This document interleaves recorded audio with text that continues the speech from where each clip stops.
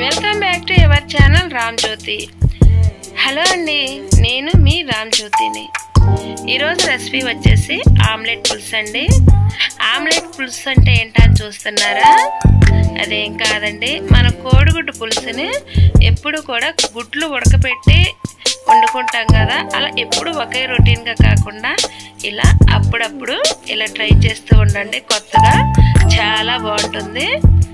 మరి కోడిగుడ్డు ఆమ్లెట్లు అయితే ఉప్పు కారం వెళ్ళి చాలా బాగుంటుందండి. ఇలా పులుసులో వేసుకొని ఉడకబెట్టుకుంటే మరి ఆమ్లెట్ పులుసు తయారు చేసే విధానాన్ని చూసేద్దామా? ముందుగా ఉల్లిపాయ పచ్చిమిరకాయలు తీసుకుని శుభ్రంగా కడిగేసి ఇలా సన్నగా ముక్కలు కట్ చేసుకుని పక్కన పెట్టుకోవాలి. తర్వాత స్టవ్ అంటించి ఒక బాండీ పెట్టుకోవాలి. తగినంత ఆయిల్ వేసుకొని ఆయిల్ వేడెక్కినాక సన్నగా తరిగి పెట్టుకున్నాం కదా ఉల్లిపాయ ముక్కల్ని వేసుకోవాలి. ఉల్లిపాయ ముక్కలు ఒకసారి గరిటతో అటు ఇటు కలిపేసి మూత పెట్టేసుకుందామండి.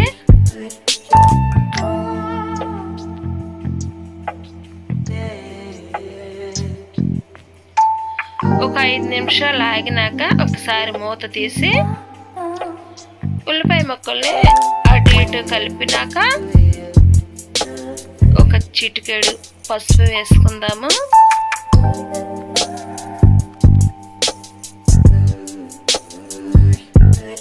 అలాగే రుచికి సరిపడా సాల్ట్ వేసుకుందాము.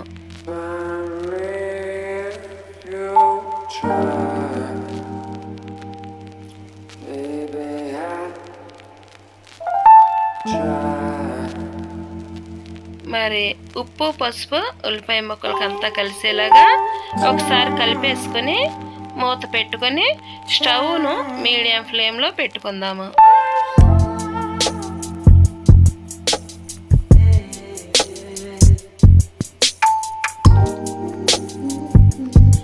అలాగే ఉల్లిపాయ ముక్కలు చక్కగా మగ్గిపోయినాక రుచికి సరిపడా అంటే మనం తినగలిగినంత కారం వేసుకుందాము. అలాగే 1/2 స్పూను జీలకర్ర పౌడర్ కూడా వేసుకుందామండి.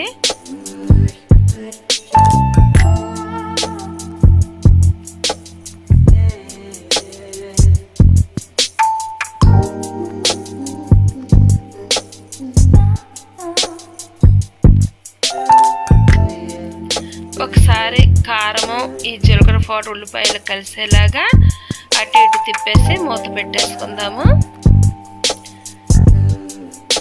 తర్వాత మరి ఇలా ఆయిల్ పైకి తేలినాక మనం ముందుగా ఒక నిమ్మకాయ సైజు అంత చింతపండు నానబెట్టుకుని 1 కప్పు చింతపండు రసం తీసుకుని పక్కన పెట్టుకున్నాం కదా, ఇప్పుడు ఆ రసాన్ని వేసుకుందాము.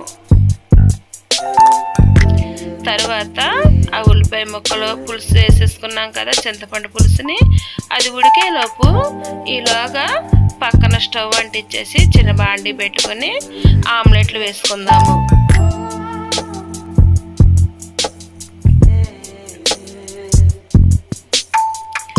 ఇలా ఆమ్లెట్ ఒక పక్క కాలినాక మరొక పక్కకి తిప్పుదాము.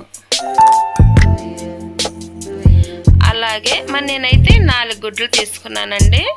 ఇలా 4 ఆమ్లెట్లు కూడా ఇలా వేసుకోవాలి. మీ ఇష్టం అండి, మీరు ఎన్ని గుడ్లైనా తీసుకోవచ్చు.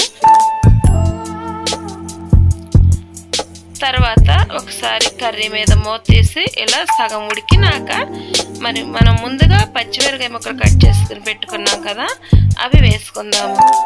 తర్వాత ఆమ్లెట్లు వేసుకున్నాం కదా, అది ఒక్కొక్కటిలాగా చితక్కోకుండా పులుసులో వేసుకోవాలి. పచ్చిమిరకాయ ముక్కలు ముందుగా వేయలేదండి, ఇప్పుడు వేసాను. ఎందుకంటే ఇప్పుడైతే చక్కగా పులుసుకి ఉప్పు కారం పులుసు పట్టి పచ్చిమిరకాయ ముక్క తింటుంటే చక్క పుల్లపుల్లగా కారం కారంగా ఉంటుందండి, చాలా బాగుంటుంది. అదే ముందుగా వేసుకుంటే ఉడికిపోతుందండి, అంత టేస్ట్ అనిపించదు. ఇలా ఆమ్లెట్లు కూడా వేసి మూత పెట్టుకున్నాక సగం ఉడికినాక ఒకసారి మూత తీసుకుని అటుపక్క కూడా ఆమ్లెట్ తిరిగేసుకుందామండి. అలా తిరిగేసుకుంటే రెండు పక్కల కూడా ఆమ్లెట్కి ఉప్పు కారం పులుసు పట్టి చక్కగా ముక్క చాలా బాగుంటుందండి. అచ్చం చేప ముక్కలాగా ఉంటుంది. కూర మట్టుకి చాలా బాగుందండి. అచ్చం చేపల పులుసు లాగానే ఉందండి తింటుంటే. అలాగే మరి ఇలా ఆయిల్ పైకి తేలినాక మరి వాటర్ అంతా ఎగిరిపోయింది కదా, దగ్గరికి వచ్చింది గుజ్జు. ఇలా వచ్చినప్పుడు మరి సన్నగా తరిగి పెట్టుకున్న కొత్తిమీర వేసి తిప్పేసుకోవటమేనండి. చాలా బాగుంటుందండి. మీరు కూడా ఇలా ట్రై చేసి చూడండి. అలాగే మరి ఇలాంటి వీడియోలు మరెన్నో కావాలంటే మా ఛానల్ సబ్స్క్రైబ్ చేసుకోండి. Thank you for watching.